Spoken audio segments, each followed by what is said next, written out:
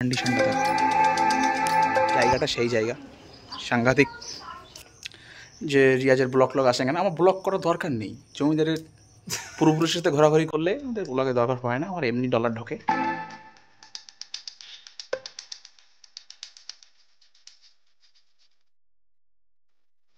বাংলার এই প্রকৃতি দরকার। আমরা এখন বর্তমান আছি আন্দুলপোতাতে, দেখতে পাচ্ছ। বহুত বছর পর আমরা আন্দুলপোতা আসলাম, অনেক দিন যাবত আসা হয়নি, বাট অনেকটাই চেঞ্জ হয়ে গেছে, রাস্তাগুলো অনেক খারাপ হয়ে গেছে, কিন্তু সেই ভিউটা যেমন ছিল তেমনটাই আছে। হয়তো মানুষজন এখন আর এই ভাইরাল জায়গাটাকে মনে রাখেনি। তো রকার্স, আমরা এখন বর্তমান পৌঁছে গেছি আন্দুলপোতাতে। সৌরভ এসছে, যদিও আমরা দুজন একসঙ্গে মিলে আর কোনো জায়গায় রাইড করা হয় না।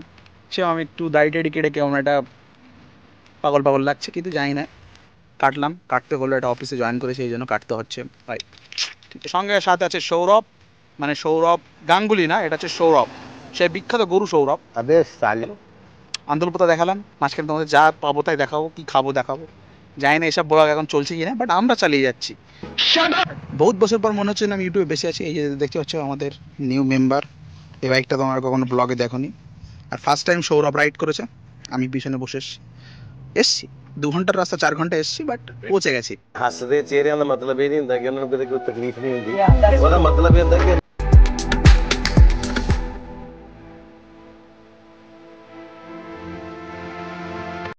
আমরা চাপালি এন্ট্রি করলাম। ঠিক আছে, এটা হচ্ছে চাপালি গ্রাম। এই গ্রামের একটা ইতিহাস, অজানা ইতিহাস আছে, যেটা সৌরভ তোমাদেরকে পরে ডিসকাশন করে বলবে, কারণ এটা ওর বাপদাদার ইতিহাস, আমার ইতিহাস না। কমসে কম আমরা 350 বছর পুরনো বাড়িতে এসেছি, দেখতে পাচ্ছি রকার্স। এই বাড়িতে আমরা একটা হরর ফিল্মের শুটিংও করেছিলাম, বাট কমপ্লিট করতে পারিনি অনেক কারণের জন্য। আমি এখানে আমাদের মুভির একটা শুটিং হওয়ার কথা ছিল, ঠিক আছে। এই মুভির শুটিংয়ে এখানে আমাদের হিরোইন একদম পুরো সন্ধ্যাবেলা একটা শ্যুট ছিল, ওই শ্যুটের পর থেকে এখানে আমাদের বন্ধ হয়ে গেছিলো। বেশি ভূতের রেস্ট্রিকশন দেবো না, ঠিক আছে। চলো তোমাকে দেখি আমি, এই যে জাস্ট বুঝতে পারছো যে আমরা এখন বর্তমান কোথায় আছি। জায়গাটার ফিলটা দেখো, পুরো ঘন জঙ্গল, তার মাঝখানে একটা গোলা বাড়ি আছে, বাট ওখানে আমরা যেতে পারবো না। Just look at this Rockerz, বাড়ির কন্ডিশনটা দেখো। এই বাড়ি যদি সারাই করতে তো কমসে কম 10-20 লাখ টাকা খরচা। জাস্ট সৌরভ, তুই এখানে কতবার এসছিস? ছোটবেলায় যখন তো দাদু ছিল সেই সময় আসতিস, এখানে আসা হয়নি। জায়গাটা সেই জায়গা সাংঘাতিক। 2000 years later. এই একটা ইতিহাসটা বলে রাখি, এই যে দেখতে পাচ্ছ পুরোনো বাড়িতে এগুলো কমন ছিল, কারণ যখন ডাকাত পড়তো তখন এর মধ্যে সবাই চলে যেত, ঠিক আছে। একটা ঘরের সাথে একটা ঘরের লিঙ্ক আছে, ডাকাত চলে আসলে এই জায়গাটা, এই যেমন একটা দরজা বন্ধ করা, এখানে ডাকাত চলে আসলে এখানে বন্দুক রাখা থাকতো না। চল সেই জায়গাটা দেখাই। তো এখানে বন্দুক নিয়ে দাঁড়িয়ে থাকতো, যাতে এই দরজাটা দেওয়া থাকবে, ওরা দরজাটা ভাঙার চেষ্টা করার পরপরই এই যে জায়গাটা দেখতে পাচ্ছ, এই জায়গা থেকে সেই বন্দুক নিয়ে করা হতো। তখনকার সময় ডাকাতিটা কমন ছিল না, এরকম জমিদার বাড়িতে তো মাঝে মধ্যে হতো। এর মধ্যে কেউ কেউ এখানে থাকে, ওই যে জঙ্গলটা দিয়ে আমরা আসলাম, জঙ্গলটা আমাদের সবটাই সৌরভদের। তো রকার্স, তোমরা বুঝতেই পারছো আমি জমিদার বাড়ির ছেলে ছাড়া ঘুরি না। এই দেখতে পাচ্ছ জমিদার বাড়িটা দেখিয়ে দিলাম। যে রিয়াজের ব্লক আসে কেন, আমার ব্লক করার দরকার নেই। জমিদারের পূর্বপুরুষের সাথে ঘোরাঘুরি করলে আমাদের ব্লগে দরকার হয় না, আমার এমনি ডলার ঢোকে, ঠিক আছে। ডলার আমার দরকার নেই, ডলার তোমাদের দরকার, তোমরা করো। এই দেখতে পাচ্ছ, এই জন্য একটা ভালো বেস্ট ফ্রেন্ড বানিয়ে রেখে দিতে। माफ করে দেন হুজুর, আমার ভুল হয়ে গেছে। বড় বড় পুকুর, এই সব এরিয়া কিন্তু সৌরভদের। আরে দেখতে পাবো তো কিরকম কৃপণতা করে, মানে বলে আমার কিছুই নেই, একে কিডন্যাপ করলে অনেক টাকা পাওয়া যাবে, ঠিক আছে। একে কিডন্যাপ করলে অনেক টাকা পাওয়া যাবে, জমিদার বাড়ি ছিল না, কিন্তু জমিদার চালটা নেই, এইটাই হচ্ছে ব্যাপার। জমিদার বটে কিন্তু জমিদার চাল নেই। তোরা কত নম্বর পূর্বপুরুষ রে?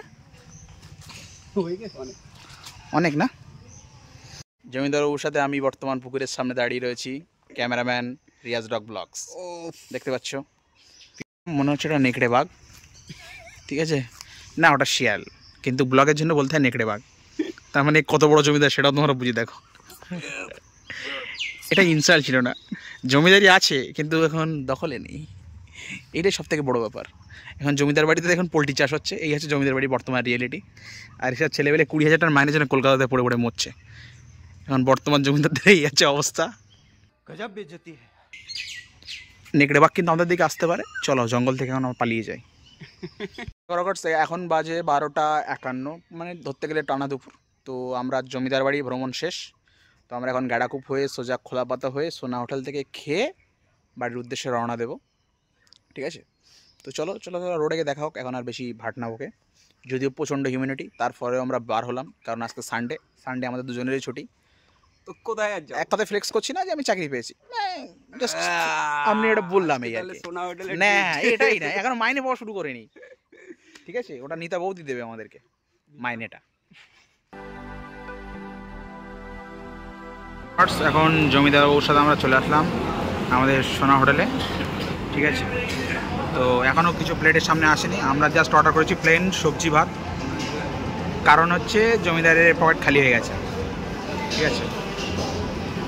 জমিদার আছে শুধু কাগজপত্রে, বাস্তব দিনে কোনো জমিদার নেই, কিছু নেই। সেই জন্য বললো ভাই 40 টাকার সবজি ভাতই খাই।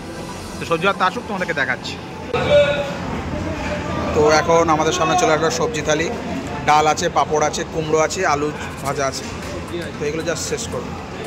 এই যে ডাল, পাঁপড় ভাজা, আলু ভাজাটা হচ্ছে আলু ভাজা। এই সবজির সাথে এটা আমাদের না, এটা পনিরের কি একটা তরকারি, এটা চিকেন না, ওটা পনির ভাতটা।